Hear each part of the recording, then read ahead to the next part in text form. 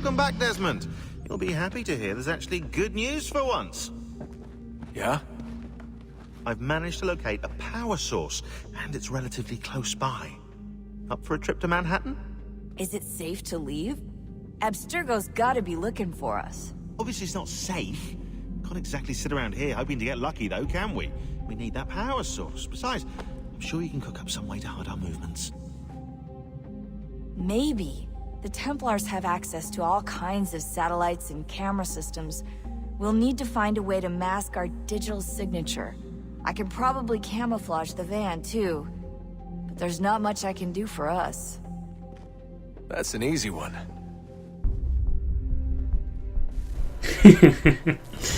Well, that was stupid, but funny. So we're back to being Desmond. Desmond Part 2. Local utility companies have assured the public that they're completely prepared for the upcoming solar maximum. Disruptions to service are expected to be minimal. If only they knew. What's this? A remote-operated camera. It'll provide us with a feed while you're on mission. This will let us talk to each other. We're almost there, so listen up. The artifact is in an office penthouse in Lower Manhattan. At this time of night, direct infiltration is going to get you noticed. I think we're better off having you drop in from above. What do you mean, above?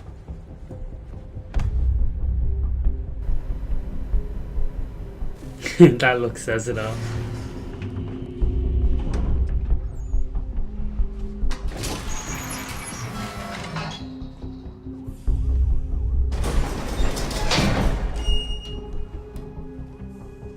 Can you hear me? Testing. Testing. 1, 2, 3. Yep, reach you just fine. Now why don't you power up the camera?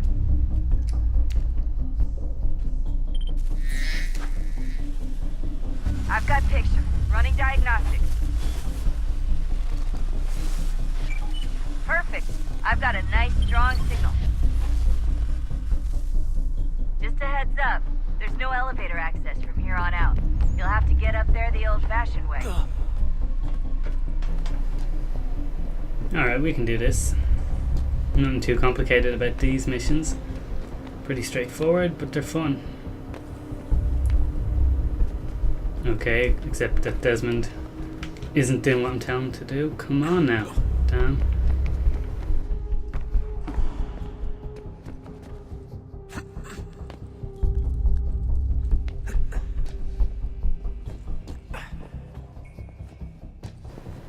Alright. Well, we're getting through it now.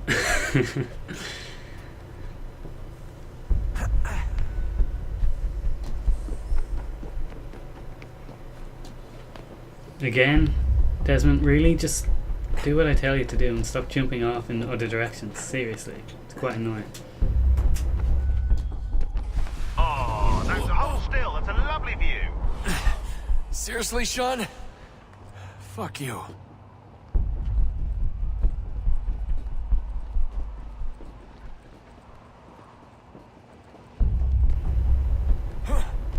He was right though, it was a lovely view. Come on, come on.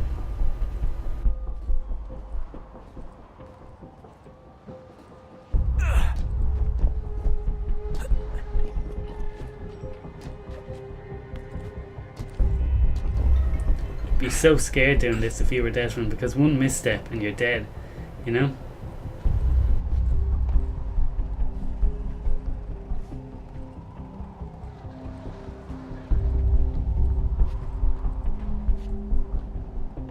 Jesus. Look on the bright side. No security to worry about. And on the not so bright side, the slightest misstep means you're effectively paste. Shut up, Shaun.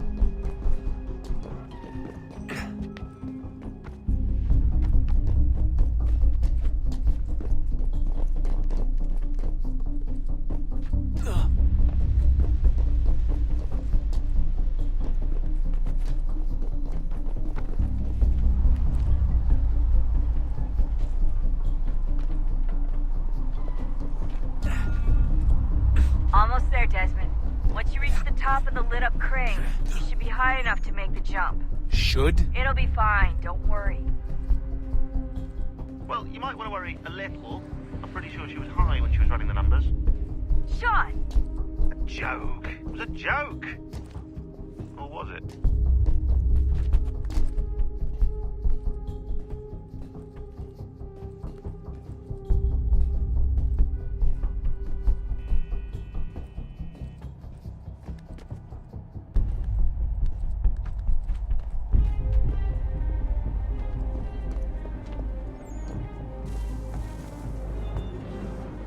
Jump when you're ready, but wait for my signal to open the chute. Timing's really important here. Too soon or too late, and you'll miss the building.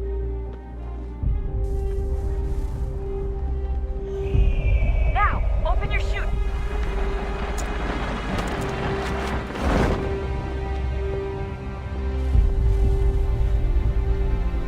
Alright, so we should make it now, no problem. I don't think it's possible to miss unless you, like, really try, and even then I'm not sure, but I'm not going to risk it because that'd be stupid.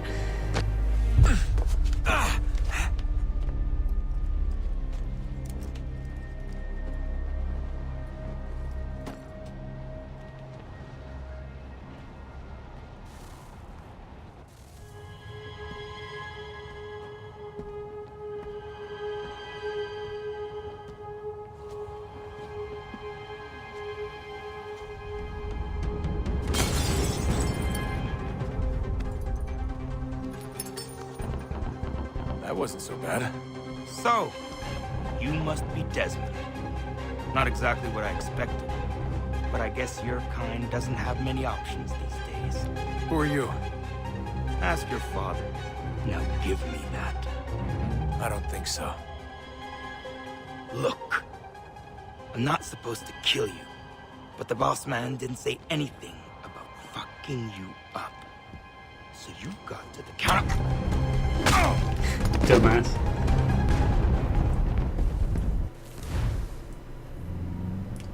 Daniel Cross, that's him, by the way. So who the hell is Daniel Cross? Believe it or not, he used to be an assassin. The assassin, the way I've heard it told, but it turned out he was a sleeper agent for Abstergo, programmed to infiltrate and destroy the organization. How did he know you were there? We could be compromised. They must have caught me snooping inside their network and sent Cross to see what we were after. If they were aware of our current location, we'd know.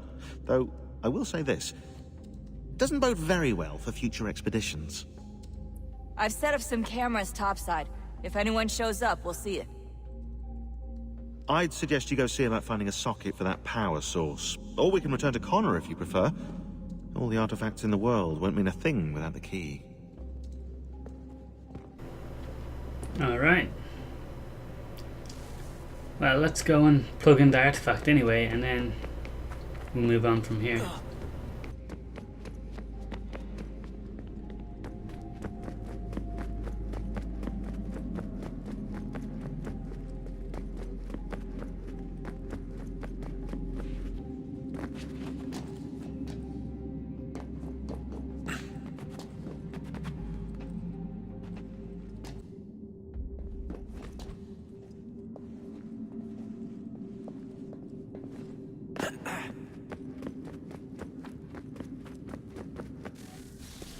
Wonder what's inside. Only one way to find out.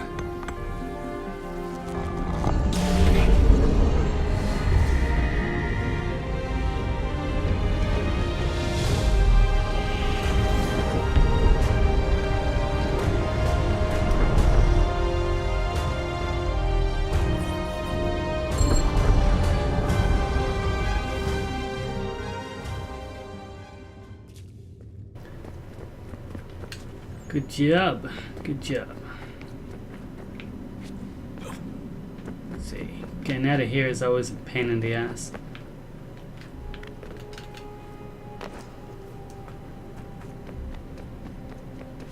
Although that was a lot easier than I expected. Right. Let's go in here and talk to Juno.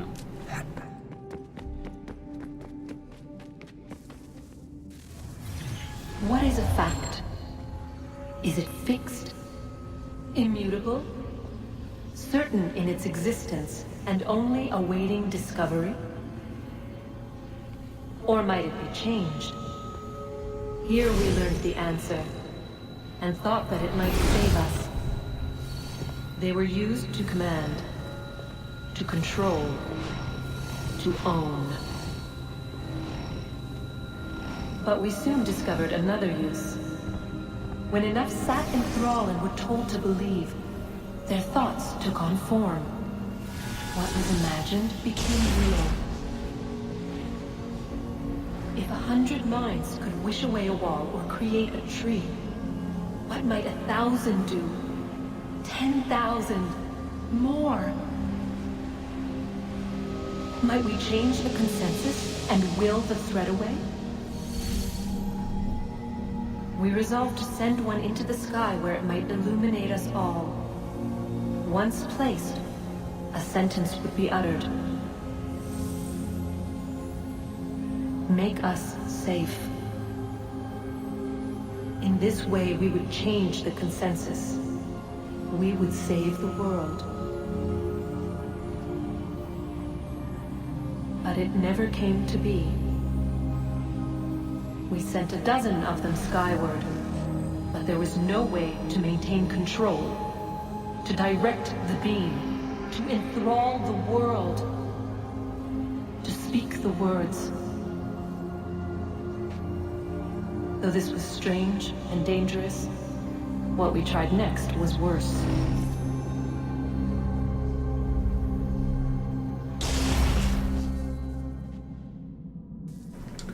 What did they try next? Let's go find out, shall we?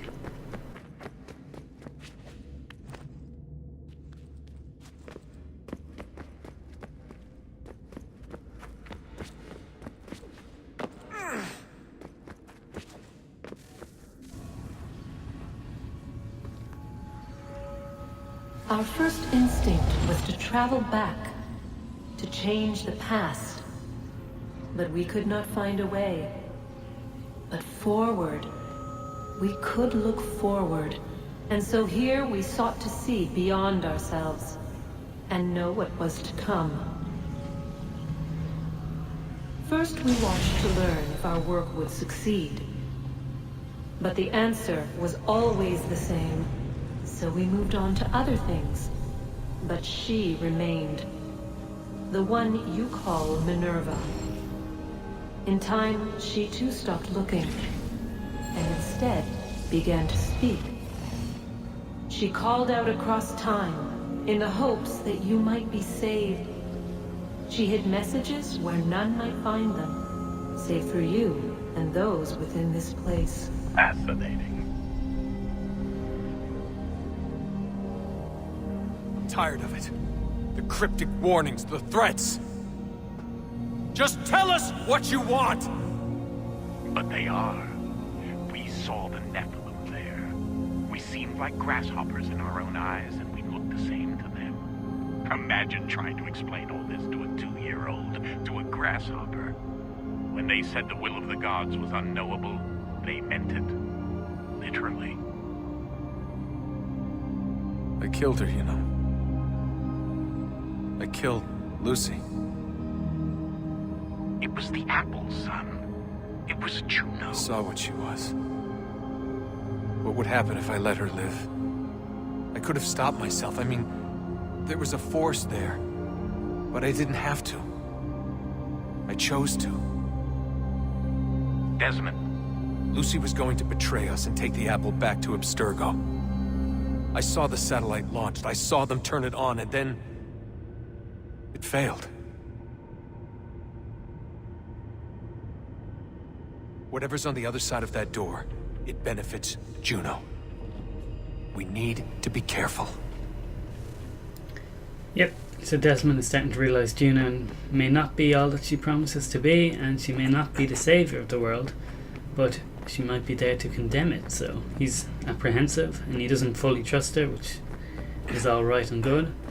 Alright, so let's go and talk to some of our friends before we get back into it. See what Rebecca has to say.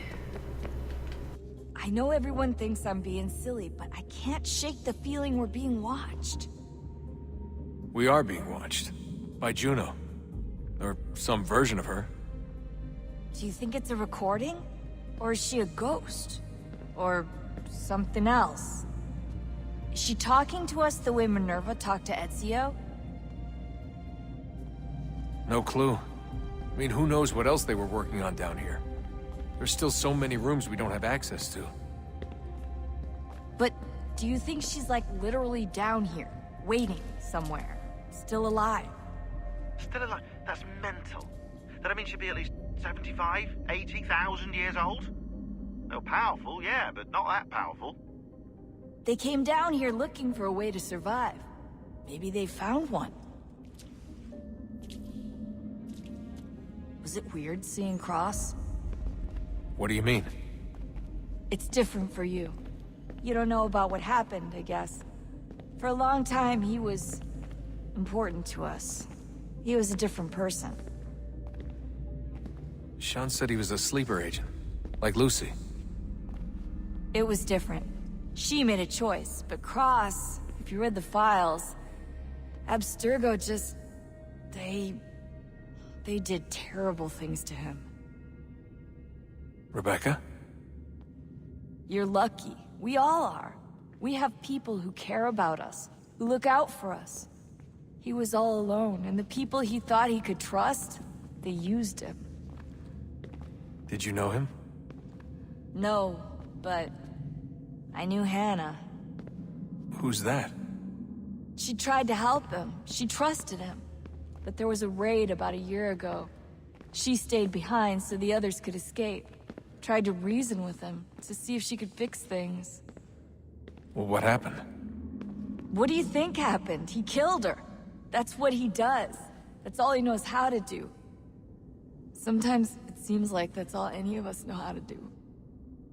Rebecca. I just want to be alone right now. That was depressing. Right, let's go and talk to William. Son, I owe you an apology.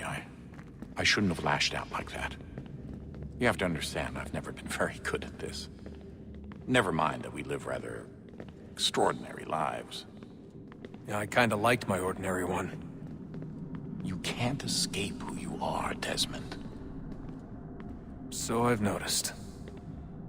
Look, it's silly for us to go back and forth like this. I admit, I did a shitty job raising you. I apologize, I'm sorry.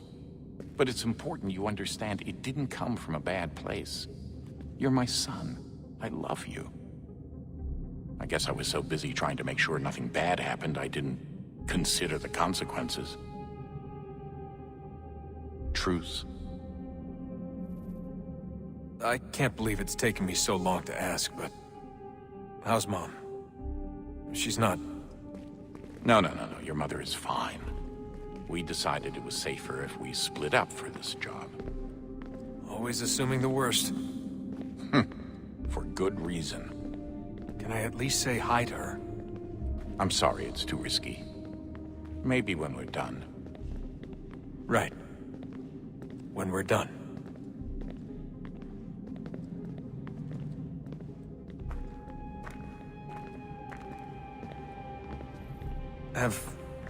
Have we ever tried to make peace with the Templars? Throughout our history, there have been moments. Several, in fact. But... it's impossible. There are existential differences, insurmountable. If there were to be unity, it wouldn't be a truce so much as a submission. But knowing what's about to happen, wouldn't it make sense to try and talk to Vidic? Come to an arrangement, even if it's only temporary? We'd all be so busy watching our backs, nothing would get accomplished. Imagine that. We're more productive at war. Well, have we ever tried sending in someone? Doing to them what they did to us with Lucy? Or Cross? We have, and it's never worked. We've sent people who were either too weak and found themselves turned, or too strong and were unable to carry out the charade. I just feel like we all want the same thing. We use the same words, but that's all they are, words. In the end, it all comes down to freedom. We seek it, they detest it. And so there's never an end to the fight.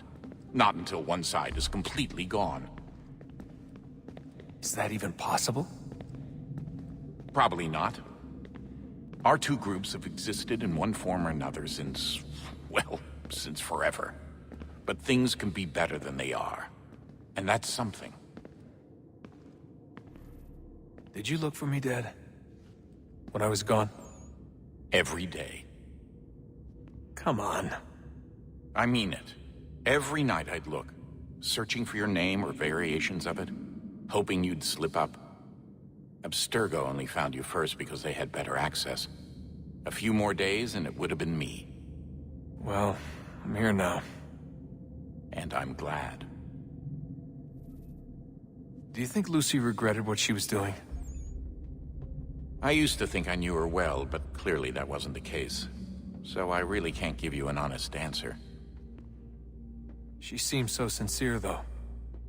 Like she really wanted to make a difference. Yes, well, when I first met him, I thought the same thing about Cross. It just keeps happening over and over again. What does? Everything. Don't get weird on me, Desmond. No, it's fine. I'm fine. Don't worry. All right, then. You should think about getting back in the Animus. We've got to find that key. Alright, let's go talk to Shaun. I know this video's pretty long, but it's really interesting talking to all these guys, so let's do so. Ah, Desmond, there you are. Can I ask a favour? Maybe? When this is all over, I'd like to try turning the dial back on the Animus. Like, all the way back. To the time of the first civilization. You think it would work? There was no real loss of fidelity when you visited Altair. Then again, that was about 1,000 years ago, and I'm looking at going back at least 70,000 more. Sure, I'd be up for it. It'd be interesting to see what things were like back then. Excellent. I think it would prove most enlightening. So this is how it started. What are you up to? Just brushing up on my American history. Well, I say history. They certainly teach you strange things in the States. Like what? Well, for all the talk of this being a revolutionary war, it was a civil one. Well, not that kind of civil. I mean, there was no America versus Britain. It was Brit on Brit action. And you can clearly see how the whole thing got started. One war gave birth to the other. You mean the 7 Years' War? Exactly. Seems the Crown overspent in its attempt to keep the French out, wound up with a great deal of debt. Believing that the colonists should help to shoulder the burden, new taxes were created. It was a reasonable request, even if Parliament was rather, well, undiplomatic about it. Well, it's not really fair to tax people for a war they didn't want any part of. What? Didn't want any part of? Did you not notice George Washington with Edward Braddock? He was right there in the middle of it. So here you have the Crown spending who knows how much money to secure a place for the colonists to thrive, and then, when they ask for a little bit of help... Right, look, think of it this way. King George and the colonists, they all go out to dinner, right? And when the bill comes, George asks for them to kick in and pay their share. Fair enough. Now keep in mind, he's been taking them out to dinner gratis for decades now. But the colonists, oh no, they insist they only had a glass of water and a side salad. Never mind the table's full of half-eaten food and empty bottles of wine. Now when the king points this out, what do the colonists do? Oh, they flip the table over and they storm out the restaurant. Probably intending to return later and burn it down. You left out the part where the king pointed a gun at the colonists and asked them to cover dinner for everyone in the restaurant. Right, yeah, interesting take. If he pulled out a gun, and I'm not sure he did, it would only have been after the 100th failed attempt at getting them to pay their fair share. But how do you define someone's fair share? Oh, well, with a war, apparently. That was really interesting. I wonder how many other places like this exist. There are dozens of them, all over the world. And somehow no one's ever found one before us. I don't think that's true. Oh? When I was at Abstergo, Vidic talked about silencing discoveries made by non-Templars. And I'm sure Abstergo has dug up plenty. The things they must know. Regretting throwing in with us? No. Just looking forward to when we can finally trounce those bastards so I can dive into their archives. Oh, I think I found a lead on another power source. Later, Desmond. I'm in the middle of something very important right now. Alright guys, so hopefully you guys enjoyed that video. I know I did. It's a lot of fun just playing around as Desmond, who is our main protagonist anyway, throughout the series. So yeah, guess we'll leave it here for this one, and I'll see you in the next one. Have a great day. Good luck, Desmond.